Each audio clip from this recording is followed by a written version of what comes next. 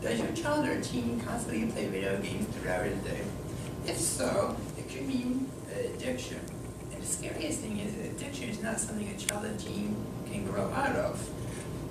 The concept of video game addiction should be more widely recognized as a legitimate problem because it can have harmful effects on children and teens and can interfere with how God wants them to live their lives.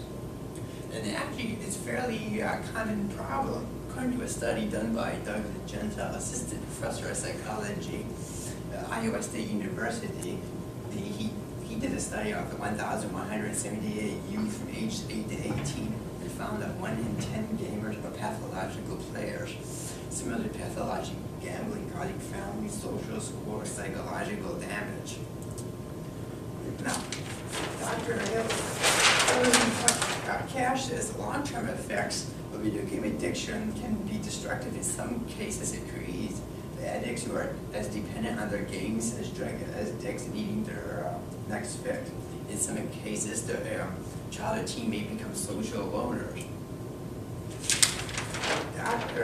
Psychologist Mark Griffith and Alex Meredith of Trent Nottingham University say that excessive players are the most at risk of developing health problems. And those are some of the reasons why video game addiction is a problem more people should recognize. Let's look at some of the ungodly consequences of being addicted to video games. Well, for one, grades may drop, and that's because they're all constantly focusing on playing the video games and they're not focusing on their homework, school, etc. Also, the problem, the laziness may develop because they're not having a work ethic because they're constantly playing video games throughout the day, so there's going to be no work ethic. Another ungodly consequence is the neglect of Bible reading and prayer. They're not going to be thinking of doing that because they're going to be wanting to play the game continually.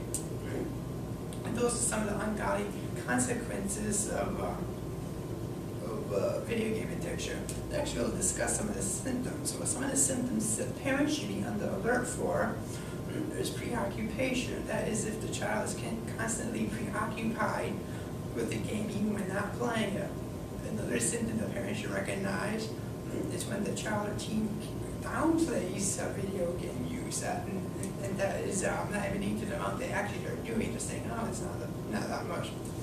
Another symptom that parents should be on the lookout for is lack of control on time. If the kid says, oh, I didn't know it's that time already, well, that's because they're probably addicted to the game. And those are some of the symptoms that parents should be on the lookout for. So some of the actions that parents should take if they, some of the actions parents should take if they want to try to stop video game addiction, then is, well, first thing they need to do is limit playing time.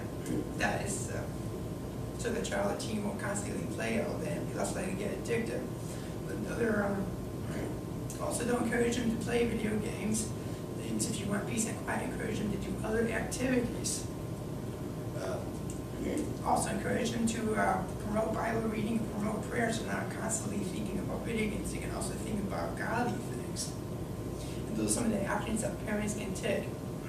As you can see, I've discussed some of the reasons why video game addiction is a problem that should be more widely recognized. I've discussed some of the ungodly consequences of video game addiction. And I've discussed some of the symptoms that parents should be on the alert for when it comes to video game addiction. And I've discussed some of the actions that parents should take to try to prevent video game addiction from happening. I encourage all parents to be on the alert for signs of video game addiction in their children and to make efforts to prevent and to ensure a healthy, godly life for their child.